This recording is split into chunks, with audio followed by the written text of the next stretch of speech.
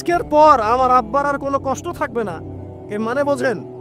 মানে সারাটা নববী জীবন কত যে কষ্ট নবী সাল্লাল্লাহু আলাইহি ওয়াসাল্লামকে সহ্য করতে হয়েছে।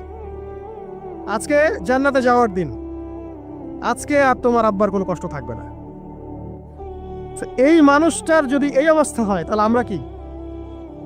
আল্লাহ পাক সেই মানুষটাকে এই সূরা দুটো শোনাচ্ছেন, আমি কি তোমাকে এতিম পাই নাই, তোমাকে পথভ্রষ্ট পাই নাই, হেদায়েত দেই নাই, ভরণ পোষণ করিনি, আমি আল্লাহ তোমাকে ছেড়ে দেই নাই, শীঘ্রই তোমাকে দান করব, হ্যাঁ তোমার বোঝাকে আমি হালকা করিনি। ফাইন্না মাআল উসরি ইউসরা, ইন্না মাআল ইউসরি ইউসরা।